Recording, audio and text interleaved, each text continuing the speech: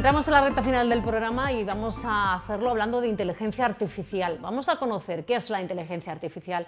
La utilizamos mucho como herramienta, pero algunos pues a lo mejor no somos conscientes de que en nuestro sistema de comunicación, nuestras gestiones, sobre todo con la administración pública, están basadas en herramientas que tienen mucho que ver con la inteligencia artificial. Este es el objeto de una charla que tuvo lugar hace un par de días en la Universidad de Cádiz, dentro del ciclo Campus Media, que organiza la Asociación de la Prensa de Jerez junto con la Universidad de Cádiz, junto con la UCA.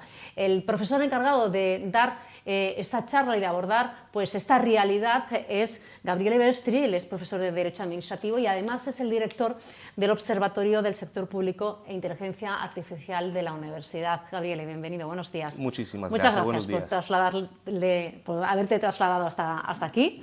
Y vamos a introducirnos un poco en la temática de esa charla sobre la inteligencia artificial, cómo afecta a la administración pública, pero vamos a contextualizar. ¿Qué es la inteligencia artificial? Sí, bueno, yo creo que, Ana, todos, sobre todo desde noviembre del año pasado, hemos aprendido aún más, ¿no?, a hablar de inteligencia artificial. Me refiero, por ejemplo, a la introducción del chat GPT, que, digamos así, lo estamos utilizando a veces como un juego, y yo creo que todos en alguna ocasión hemos probado cómo funciona, y efectivamente, ¿no?, a partir de ese momento, quizá más que en el pasado, muchas más gente se ha aproximado, ¿no?, al concepto de inteligencia artificial. Definir la inteligencia artificial no es tan sencillo, ¿no? Ajá. ¿Por qué? Porque depende también de la disciplina, ¿no? En mi caso, correcto, yo vengo del derecho, pero hay otras disciplinas que tienen unas definiciones quizá más técnicas, más tecnológicas. Lo que sí podemos quizá decir es que la inteligencia artificial es de alguna forma la reproducción a través de una máquina de las actuaciones o de lo que haría un humano. Y esto, pues, digamos así, nos da un abanico de posibilidades casi infinita. Yo creo que esta definición podría ser, como te decía, una definición general que aplica un poco a distintas disciplinas, a distintos ámbitos. Ayuda a prevenir, ¿no?, o a adelantarnos a los posibles comportamientos humanos que tengamos, ¿no?, a la hora de reaccionar ante pues, alguna cuestión, ¿no? Efectivamente, nosotros dentro del observatorio que tú precisamente citaste hace un momento, estamos estudiando, entre otras cosas, las reacciones de las personas en el uso de estos sistemas. Lo que sí quiero poner de manifiesto, porque creo que es importante, es que hoy aquí estamos hablando de sistemas de inteligencia artificial, pero no tenemos que olvidar que también existen sistemas algorítmicos. Nosotros estamos acostumbrados en el ámbito de la inteligencia artificial a hablar de algoritmos de inteligencia artificial, pero no hay que olvidar que también existen, y sobre todo en la administración pública hay muchos de estos sistemas que son sistemas algorítmicos que no están basados precisamente en inteligencia artificial. Tú puedes sacar el móvil y hacer una operación con tu calculadora y estás utilizando un algoritmo. Este algoritmo no es de inteligencia artificial. Por eso la definición de reproducir, digamos a 360 grados, esta inteligencia humana. ¿Y dónde lo vemos, por ejemplo?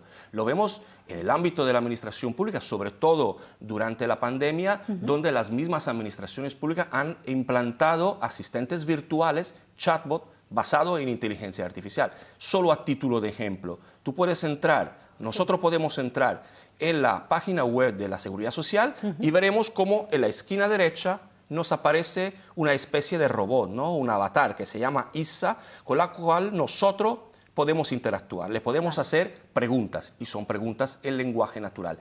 Esto es lo que estamos estudiando, este lenguaje, el tipo de respuesta, entre otras cosas. Tu asistente, ¿no?, que muchas veces incluso con empresas de comunicación, de telefonía, siempre te aparece ese avatar, ¿no? Hola, soy tu asistente. Pues eso ya también se aplica a la administración pública. ¿Eso en qué beneficia o qué hay que mejorar aún para que, claro, esa comunicación, institución y el usuario pues llega a buen puerto? Correcto. Sí, has dado precisamente en el clavo, ¿no? Uno de los motivos por los que se crea el observatorio, como te decía, es exactamente esto. ¿Cuáles son los beneficios? Mira, vivimos en una sociedad que va a una velocidad impresionante. Y evidentemente la administración pública no se podía quedar descolgada de esta velocidad. La inteligencia artificial, los sistemas algorítmicos permiten hacer aquellos procesos tradicionales de una forma muchísimo más rápida, ¿vale? Pero sí hay un punto fundamental. Antes citaba el chat GPT y hay otro sistema. Esto es el ámbito privado. Nosotros trabajamos con el ámbito público.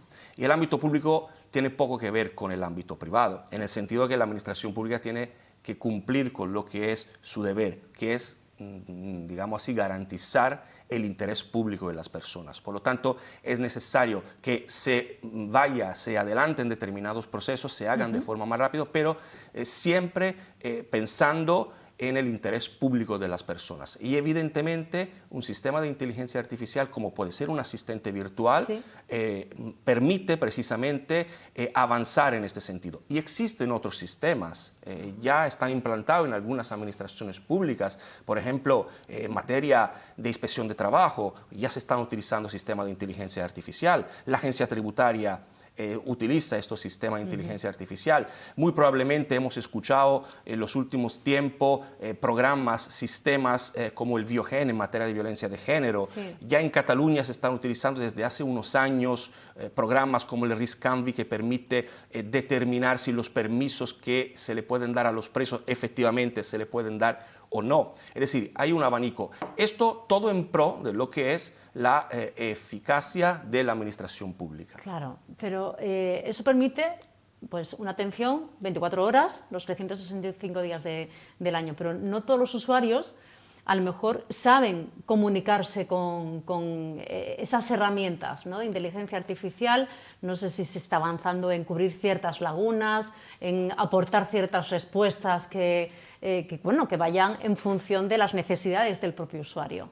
Sí, correcto. Yo creo que no solo no saben muchas personas relacionarse, sino que muchas personas no saben de la existencia de estos sistemas. Por lo tanto, allí, por ejemplo, desde la academia, desde la universidad, tenemos un gran reto, es decir, acercar la ciudadanía a estas nuevas tecnologías. Y aquí sí tenemos un problema, porque muchas veces le estamos hablando a las personas de inteligencia artificial, de algoritmos, cuando realmente todavía estamos desarrollando el traspaso de la administración analógica a la administración electrónica, ¿no? Y ya le estamos hablando de inteligencia artificial.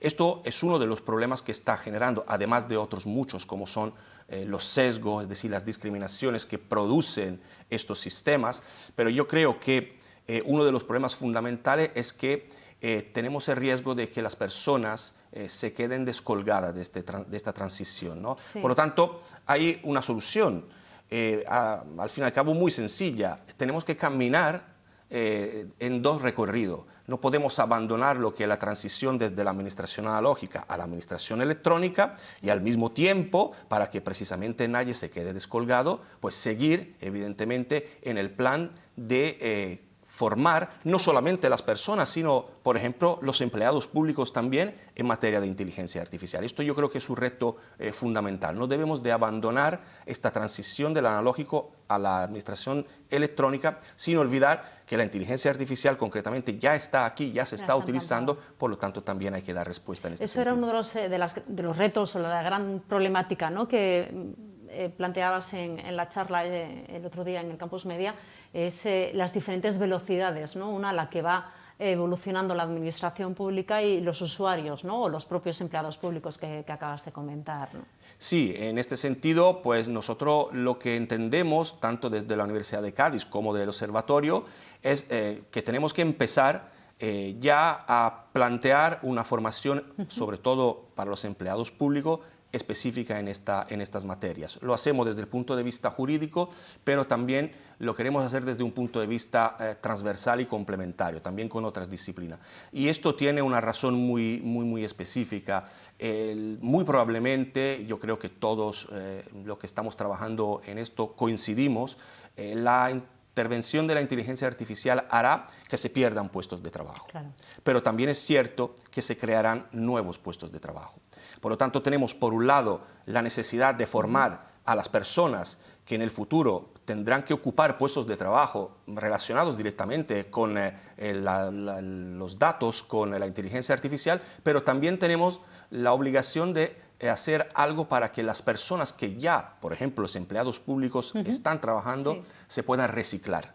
y en el día de mañana, cuando la inteligencia artificial esté realmente implantada a 360 grados en las administraciones públicas, puedan seguir trabajando y puedan tener su puesto de trabajo garantizado. Uno de los beneficios es la agilización propia de la administración, ¿no? A la hora de, siempre se dice que en los trámites se tarda mucho en conseguir pues, cualquier papeleo, cualquier permiso, cualquier duda que tenga el ciudadano, que tenga el usuario, en este caso, de implantarse ya de una vez eso en 360 grados, como comentas, sería una agilización importantísima dentro de lo que es el funcionamiento propio de la administración pública. Claro, efectivamente. Esto se trata, como decíamos, de agilizar los procesos. Todos sabemos que esta administración pública muy lenta, bueno, efectivamente estas herramientas pueden ayudar a que esto sea o se haga de una forma obviamente paulatina, pero que le permita al usuario, al ciudadano final, pues hacer aquellos trámites que antes tenía que ir a una ventanilla, ¿no? Pero esto supone otro desafío más, es decir, preparar la administración pública para poder prestar estos que podríamos definir servicios públicos digitales, ¿no? Sí. Un ejemplo para que se pueda entender. Hoy en día en muchos ayuntamientos, en muchos municipios, nosotros con nuestro certificado digital podemos sacar un certificado de empadronamiento sin necesidad de ir a la ventanilla. Esto supone que anteriormente alguien haya hecho las operaciones necesarias para que realmente esto pueda ocurrir. Y en todos sus supuestos. Exactamente, claro. Porque cada uno es un mundo. Efectivamente. Y cada necesidad y situación puede ser diferente a la de otro. Correcto. Imaginamos, por lo tanto, cuando estamos hablando de inteligencia artificial, preparar un sistema que permita esta interactuación. Sí. Antes estaba hablando de algunos chatbots, de algunos asistentes virtuales. Tanto la pregunta, obviamente, las personas, pero sobre todo las respuestas son en lenguaje natural. Por lo tanto, esto es un grandísimo desafío que tiene allí la inteligencia artificial. Y hay otros muchos más, lo he dicho antes, ¿no? Sobre todo cuando hablamos de la inteligencia artificial, de algunos sistemas que podrían tomar decisiones, cuál es el papel del funcionario, cuál es el papel de la funcionaria, de la empleada pública. Todo esto es lo que nosotros en este momento estamos estudiando y no solo. Tenemos un ulterior problema que es la inexistencia en este momento de un marco regulatorio vinculante con su propio régimen sancionador. Tenemos estrategias, tenemos propuestas, está por caer el reglamento europeo sobre inteligencia artificial, pero en la actualidad nosotros no tenemos un verdadero marco normativo. Jurídico. Por lo tanto, esto también nos impulsa a estudiar y sobre todo en pro de lo que yo creo podemos ya definir la transparencia algorítmica. Es decir, el hecho de que yo como usuario afectado por una posible decisión de una máquina, aunque sea finalmente el empleado público que firma la resolución que se me entrega, yo pueda poder acceder a estos sistemas para ver cómo funciona. Todavía no lo hemos conseguido. Porque además, cuando te afecta de una manera de tanta importancia, si el resultado a lo mejor no es el correcto, ¿qué protección tiene el usuario, ¿no? Si finalmente ha sido una herramienta de inteligencia artificial el que ha determinado qué permiso se le concede, cuál no, o bueno, en este caso estamos hablando de trámites burocráticos, pero también si esto también alcanza a otras materias, pues estamos hablando a lo mejor de cosas vitales, ¿no? Para la propia persona. Exactamente, pero que ya esto ha ocurrido. Estamos hablando de chatbot, pero estamos hablando también de sistemas que pueden afectar a nuestros propios derechos fundamentales. Últimamente, probablemente lo habéis escuchado, sobre todo porque llegó hasta una sentencia, el caso del bono social de la aplicación Bosco, creada por el gobierno, que se dio a las eléctricas para determinar a través de esta aplicación, no era de inteligencia artificial, a quién les correspondía las subvenciones, etc.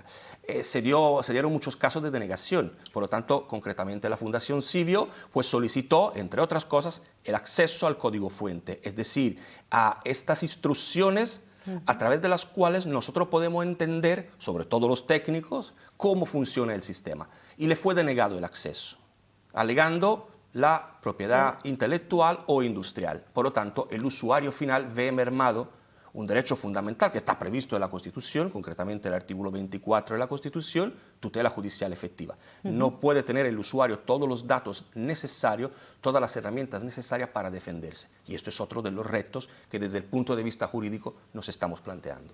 Claro, pues estamos hablando de ese procedimiento de creatividad de algoritmos que tienen ciertos organismos o ciertas empresas que forman parte de la protección, ¿no? de la creatividad a la hora de realizar esas operaciones, ¿no? Esas fórmulas. Efectivamente, y allí también tenemos que considerar que en la actualidad la gran mayoría de los sistemas que ya se están implantando producen sesgos, producen discriminación. Y aquí pues entraríamos en otro tema, pero que precisamente por haber pasado hace unos muy pocos días, el 8 de marzo, y yo creo que sí es conveniente mencionarlo. En la actualidad, según datos oficiales, por ejemplo, del Fondo Monetario Mundial, el 75% de las personas que trabajan en inteligencia artificial, en Big Data, son hombres. Esto significa que son los hombres, en su grandísima mayoría, que producen los sistemas de inteligencia artificial. Por lo tanto, el sesgo masculino también se reproduce en los sistemas de inteligencia artificial. Y esto no es un problema secundario, es un problema de género que tenemos que abordar de una forma muy seria, porque finalmente el resultado que propone un determinado sistema puede estar sesgado también por el género. Bueno, toda esta exposición, ¿cómo se traslada a la universidad, a los estudiantes? ¿Qué objetivos tiene, qué interés puede crear, ya no solamente formativo, sino también de cara a la integración en el mercado laboral por parte de los alumnos? Es lo que estamos haciendo, ¿no? En este caso, personalmente, pues gracias a la Universidad de Cádiz, gracias a la Facultad de Derecho, estoy desarrollando, en mi caso, en el ámbito del derecho administrativo, un proyecto en el que estoy haciendo una revisión integral de la malla curricular del derecho administrativo, para ver cómo poderlo adaptar a las nuevas tecnologías, ¿no? Y esto lo estamos haciendo porque en el mundo laboral, aunque nosotros estemos en el ámbito jurídico, pero ya los despachos de abogados, de abogadas, están pidiendo formación en este sentido. Y actualmente no se está prestando este tipo de servicio, no se está dando esta formación. De hecho, nosotros en este sentido hemos decidido hacer un curso que se hace a través de la Fundación de la Universidad de Cádiz, un curso de aproximación a estos temas dedicado a los estudiantes, pero también a los empleados públicos por el reciclaje del que te hablaba antes, ¿no? Y esto es la tarea que nosotros tenemos, porque las empresas, también privadas, están demandando eso. Y si no son empresas, no es totalmente descabellado pensar que en los próximos años sea casi una obligación constituir una fiscalía especializada sobre estos temas, ¿no? Como ha pasado en otros ámbitos de la sociedad. Sí, sí. Y nosotros tenemos, por lo tanto, la tarea como formadores de trasladar esta curiosidad para formarse en estas materias, en estos temas, y evidentemente pues darle la posibilidad de entender y de ver y tocar con mano, sobre todo en una universidad como la nuestra, que podemos tirar también del ámbito tecnológico, puesto que tenemos especialistas en inteligencia artificial, para que también un jurista o cualquier otra persona, aunque sea de las ciencias humanas y sociales más puras, pueda aproximarse y deberá de hacerlo.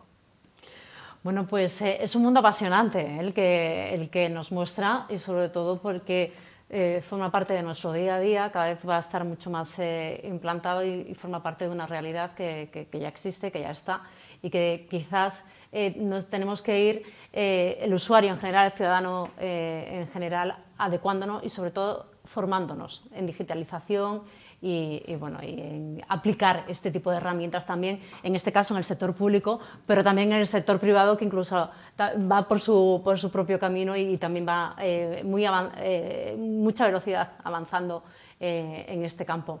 Profesor, muchas gracias por habernos acompañado, por habernos trasladado esa charla que formó parte de Campus Media, y bueno, nos quedamos con algunos apuntes tomados de cara a ser más conscientes de cómo la inteligencia artificial ya se aplica en nuestro día a día, en este caso en la administración pública. Muchísimas gracias. Muchas gracias a ti, Ana. Muchas gracias. Y nos marchamos ya.